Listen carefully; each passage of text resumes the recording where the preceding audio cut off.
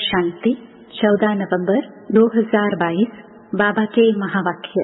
मीठे बच्चे, श्रीमत पर चल, स्वच्छ शुद्ध बन, धारणा कर, फिर युक्तियुक्त सेवा करनी है। अहंकार में नहीं आना है, शुद्ध घमंड में रहना है। प्रश्न, किस एक बात के कारण बाप को इतनी बड़ी नॉलेज देनी पड़ती है? उत्तर, गीता के रचयिता निराकार परमपिता परमात्मा को सिद्ध करने के लिए बाप तुम्हें इतनी बड़ी नॉलेज देते हैं। सबसे बड़ी भूल यही है जो गीता में पतित पावन बाप की जगह श्री कृष्ण का नाम डाला है। इसी बात को सिद्ध करना है। इसके लिए भिन्न भिन्न युक्तियाँ रचनी है। बाप की महिमा और श्री कृष्ण की महिमा अलग अलग बतानी है। गीत मरना तेरी गली में। ओम शांति। बच्चों ने गीत सुना। कहते हैं, आए हैं तेरे दर पर जीते जी मरने के लिए। किसके दर पर? फिर भी यही बात निकलती कि अगर गीता का भगवान श्री कृष्ण को कहे तो यह सब बातें हो न सके। वह है सत्युग का प्रिंस। गीता श्री कृष्ण ने नहीं सुनाई, गीता परमपिता परमात्मा ने सुनाई।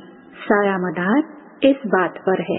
एक बात को समझ जाए तो भारत के जो इतने शास्त्र हैं सब झूठे सिद्ध हो जाए। यह है सब भक्ति मार्ग के। इनमें कर्म कांड, तीर्थ यात्रा, जप तप आदि की कहानियाँ लिखी हुई हैं। भक्ति मार्ग में तुम इतनी मेहनत करते आए हो, वह तो दरकार नहीं। यह तो सेकंड की बात है। सिर्फ यह एक बात सिद्ध करने के लिए भी बाप को कितनी नॉलेज देनी पड़ती है। प्राचीन नॉलेज जो भगवान ने ही दी है वही नॉलेज है। सारी बात गीता पर है। परमपिता परमात्मा ने ही आकर देवी देवता धर्म की स्थापनार्थ सहज राजयोग और ज्ञान सिखलाया है जो अब प्रायलोप है। मनुष्य समझते हैं श्री कृष्ण फिर आकर गीता सुनाएंगे, परंतु अब तुमको यह अच्छी तरह सिद्ध करना है कि गीता परमपिता परमात्मा ने जो ज्ञान का सागर है उसने सुनाई है। श्री कृष्ण की महिमा और परमपिता परमात्मा की महिमा अलग अलग है। वह है सत्युग का प्रिंस जिसने सहज राजयोग से राज्य भाग्य पाया है। पढ़ते समय नाम रूप और है, फिर जब राज्य पाया है तब और है। पहले पतित है, फिर पावन बना है। यह सिद्ध कर बताना है। पतित पावन श्री कृष्ण को कभी नहीं कहेंगे। पतित पावन है ही एक बाप। अब वही श्री कृष्ण की आत्मा जो काली अर्थात शाम बन गई है, अब फिर से पतित पावन द्वारा राजयोग सीख भविष्य पावन दुनिया का प्रिंस बन रही है। यह सिद्ध कर समझाने में युक्तियाँ चाहिए। फॉरेनर्स को सिद्ध कर बताना है। नंबर 1 है ही गीता सर्वशास्त्रमयी श्रीमद् भगवत गीता माता। अब माता को जन्म किसने दिया? बाप ही माता को अडॉप्ट करते हैं। ऐसे नहीं कहेंगे कि क्राइस्ट ने बाइबल को अडॉप्ट किया।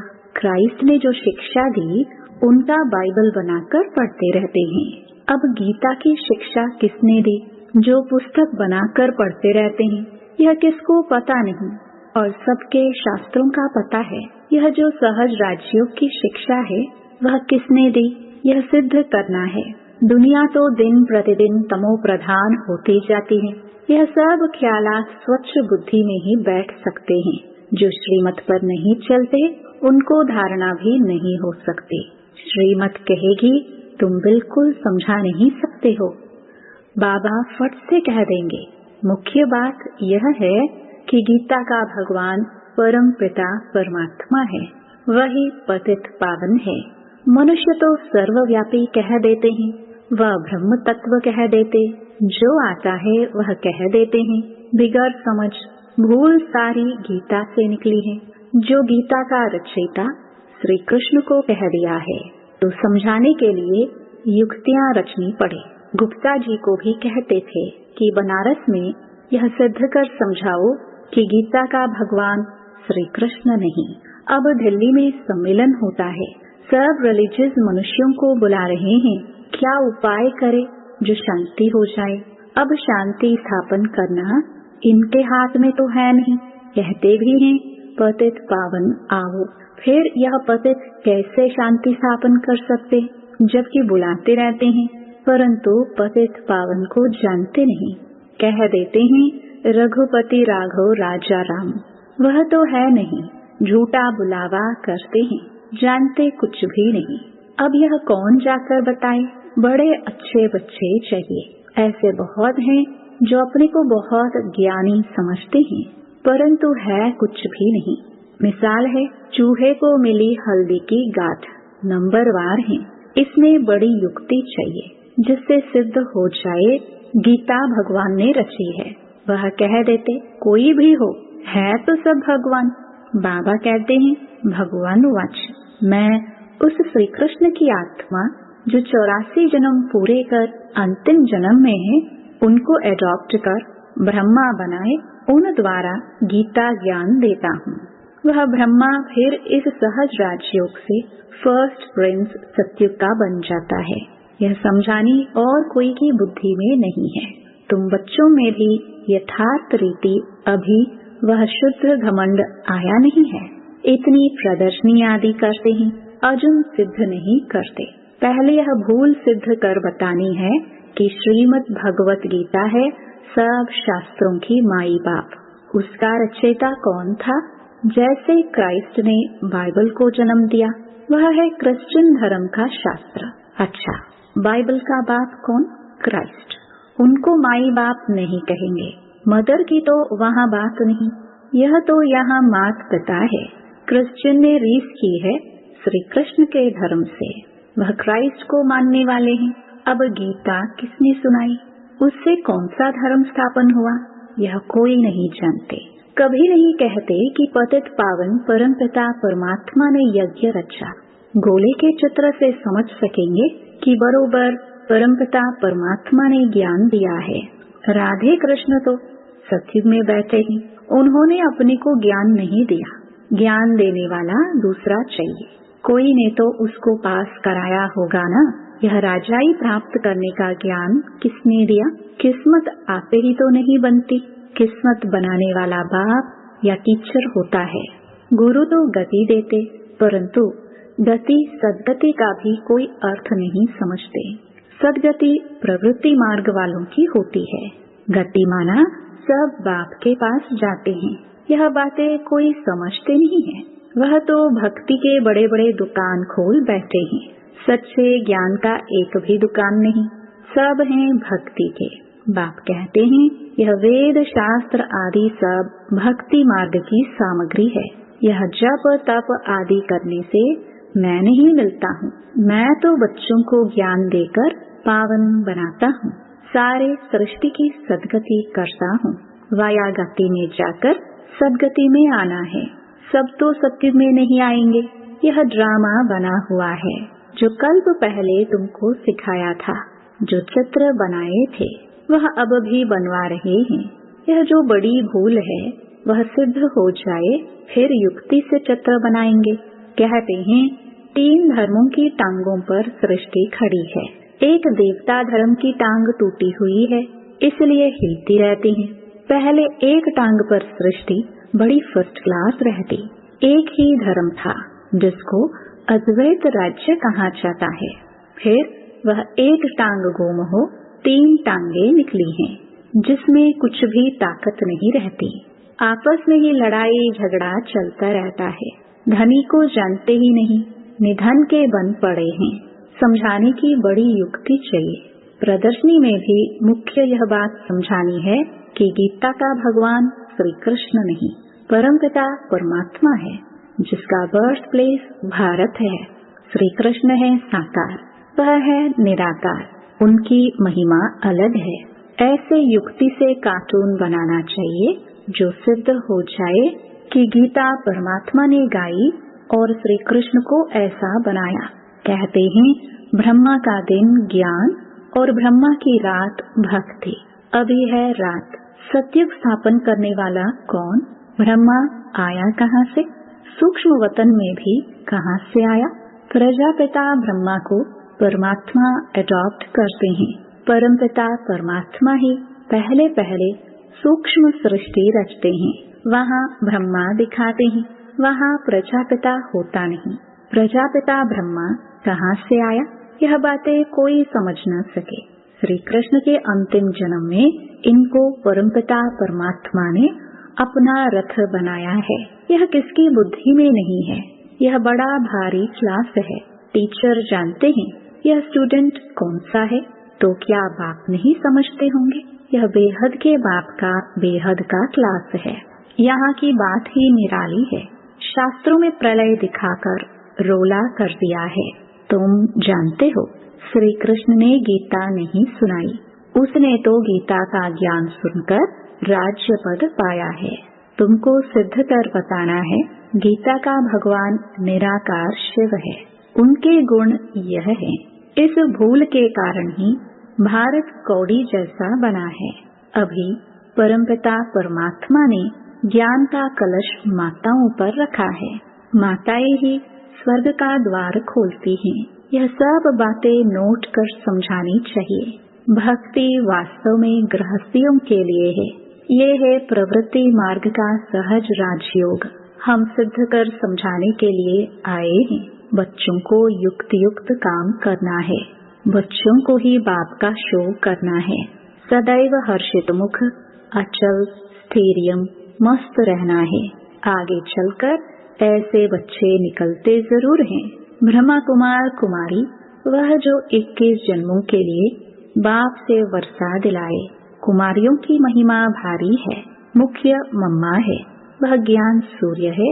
यह है गुप्त मम्मा ब्रह्मा। इस राज को मुश्किल ही कोई समझते हैं। मंदिर भी उस मम्मा के हैं। इस गुप्त बूढ़ी मम्मा का कोई मंदिर नहीं।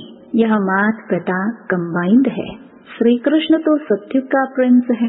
गीता के भगवान की महिमा अलग है। वह पतित पावन लिबरेटर गाइड है। तो परमात्मा की महिमा बिल्कुल अलग है। एक कैसे हो सकते। मुख्य बात ही यह है कि गीता किसने सुनाई। वेद शास्त्र आदि सब भक्ति के बाल बच्चे हैं और सब भक्ति की सामग्री है। ज्ञान मार्ग में कुछ होता नहीं। अच्छा, मीठे मीठे सिखिलदे बच्चों प्रति मात पिता बाप दादा का याद प्यार और गुड मॉर्निंग। रूहानी बाप के रूहानी बच्चों को नमस्ते। धारणा के लिए मुख्य सार। पहला, हर काम बहुत युक्त युक्त करना है। हर्षित मुख, अचल स्थिर और ज्ञान की मस्ती में रहकर बाप का शो करना है। दूसरा, ज्ञान की नई और निराली बातें सिद्ध करनी है। वरदान, शांति की शक्ति द्वारा असंभव को संभव करने वाले योगी तू आत्मा भव।